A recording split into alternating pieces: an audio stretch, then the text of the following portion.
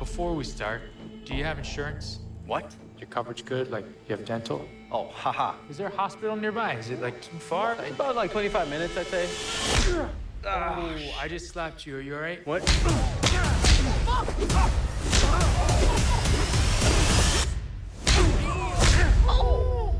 Roadhouse 2024, the reboot, reimagining, remake, whatever word you want to use, for the classic Patrick Swayze movie from the 80s, Roadhouse, is here. Is it good? Is it bad? Does it hold a candle to the original? Let's get into it. It takes a lot to get me angry, but when I am, I just can't let go. The original Roadhouse is a classic 1989 action movie. Amazon Prime has remade this movie for 2024 for modern audiences, starring Jake Gyllenhaal, Conor McGregor, and then also Daniela Melchior. I'm not sure of the pronunciation for that, and I apologize. And it was directed by Doug Liman. As I said, this is an Amazon Prime exclusive. It did not go to theaters. There's some controversy with that we'll get into here in a minute. I will get into kind of minor spoilers. There's not a whole lot to this story, so I don't think it can be spoiled that much.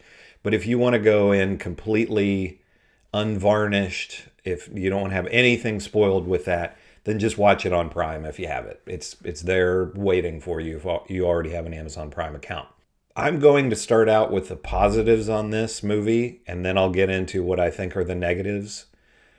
The one real positive to this is Jake Gyllenhaal. I think if you put somebody else in this role, this movie would be almost unwatchable. But Jake Gyllenhaal is so likable, and he has such great charm that it makes it an enjoyable, somewhat enjoyable movie.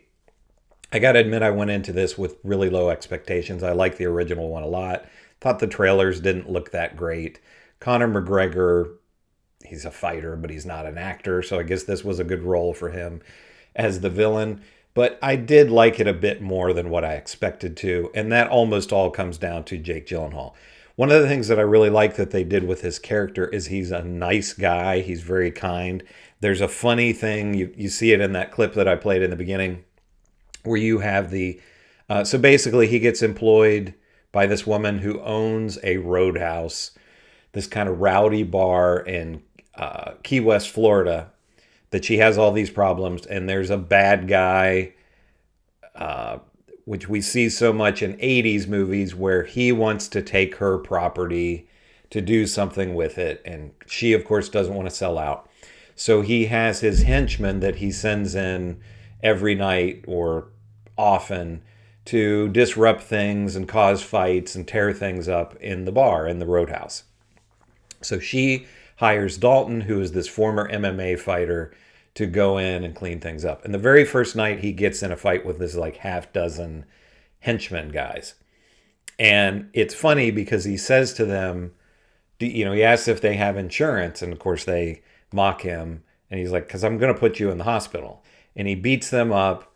And there's one guy on the ground that character is pretty consistently funny throughout the movie. The guy's on the ground, and he's like, dude, I think you broke my arm. And Dalton goes, yeah, I definitely broke your arm. And then the next thing that they show is him driving them to the hospital. So I thought that was funny. And he goes to the hospital with a stab wound. We'll get into where that's a little bit ridiculous to me down the road. But really, and one of the things that I really like is Jake Gyllenhaal just does his normal voice. He doesn't do what I call the tough guy voice that we see so much in action movies. I mean, they did it. Stallone used to do this, but we really see this in stuff like the Fast and the Furious movies, where everybody talks like this in a kind of gravelly whisper voice. He doesn't do that. He's just doing his normal voice. So he seems like an actual human, an actual person that you would want to be around, but he's this tough guy who can be dangerous when he's pushed too far. And at one point, he says to a guy in the movie, basically, I'm paraphrasing, but I'm pretty easy to get along with. But when you push me too far, it's almost like the Hulk. You don't want to make me angry. So I think you use somebody else in this role. I'm thinking somebody like a Mark Wahlberg or something like that. And this movie would just not work at all. It would be bad. But Jake Gyllenhaal makes it because his niceness and his just likability just really shines through. And the first half of this movie I thought was pretty good. He establishes this relationship with the whole town is kind of a mess. It's run by all of these really corrupt, this rich family, and the police are corrupt and everybody's corrupt. But there are some good people in the town. There's a bookstore owned by this man and his daughter. His wife has passed away, so it's just the two of them running it. And they're basically the first people that Dalton meets when he gets to town, and he befriends them. Well, of course, later on in the film, the bad guys burn down their bookstore, and they also destroy basically the roadhouse, and that's what causes him to go off the rails, and he's really going to fight back. That is when Conor McGregor comes in, because these half dozen henchmen, they aren't up to the task, so they bring in Conor McGregor, who I guess is supposed to be the total badass.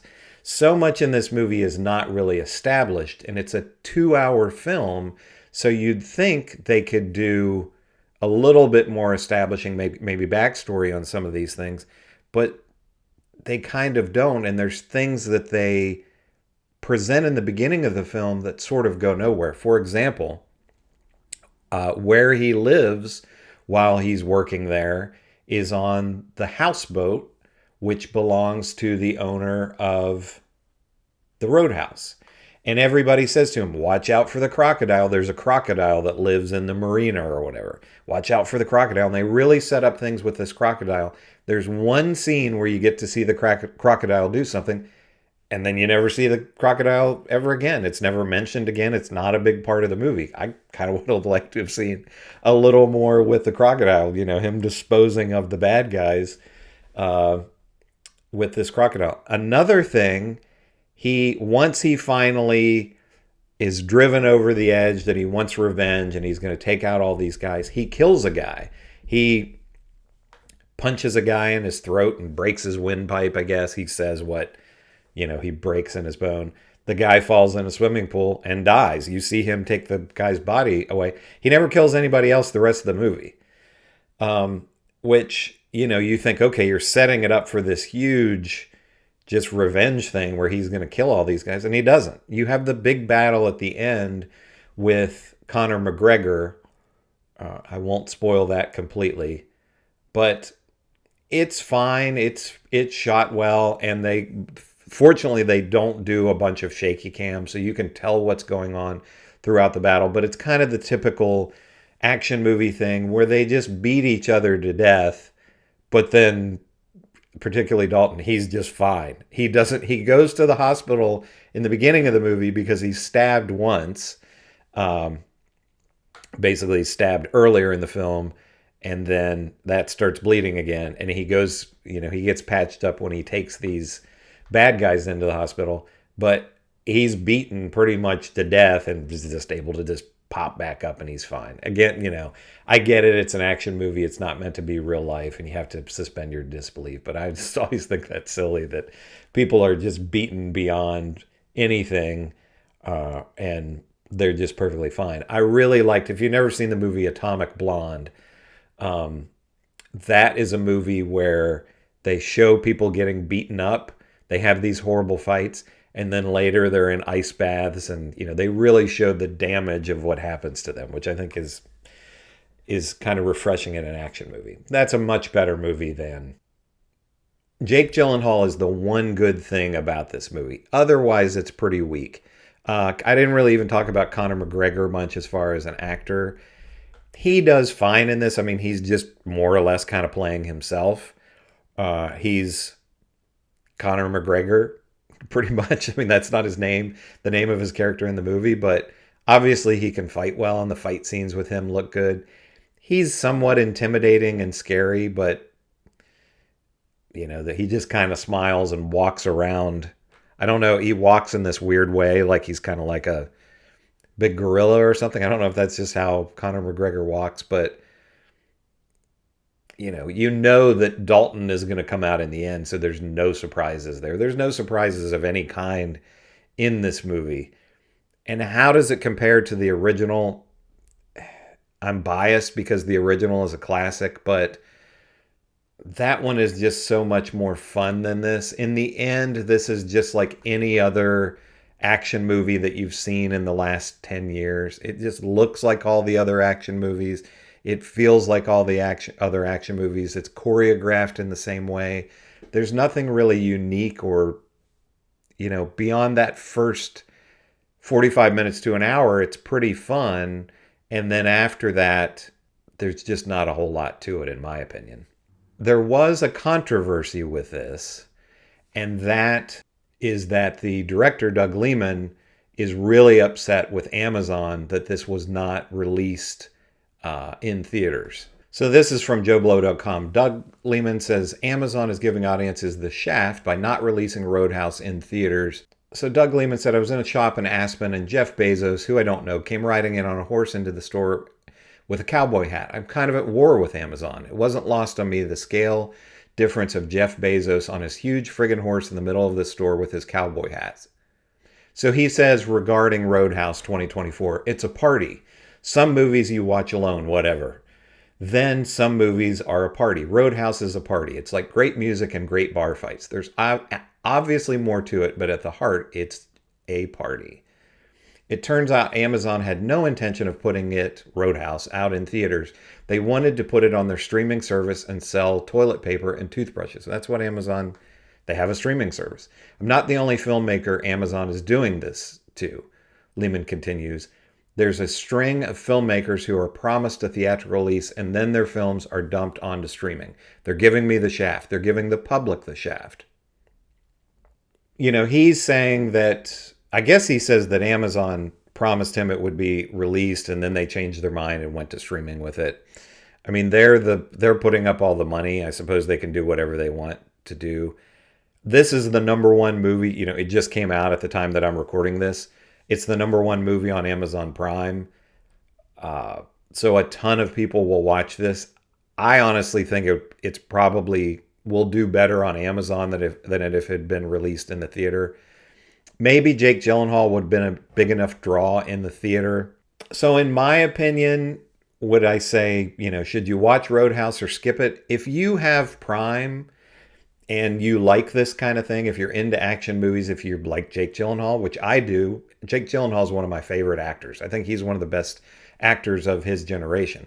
So I like him. Again, put somebody else, a lesser actor, a less charming actor in this role, and it would be bad. But with him, he makes it watchable. I mean, this is about a C movie to me. If you haven't seen the original in a long time, watch it. If you've never seen the original, I would say watch it first and then watch this one after. Compare them, maybe you'll like this new one better, but to me, they're just not in the same league at all. So Roadhouse 2024, it's fine, not great, not terrible, better than I thought it would be. I'll probably never watch it again. I'm not mad that I watched it. But let me know in the comments. Give me a like. Tell us what you thought about Roadhouse 2024, starring Jake Gyllenhaal. Make sure to subscribe, and I'll see you in the next one.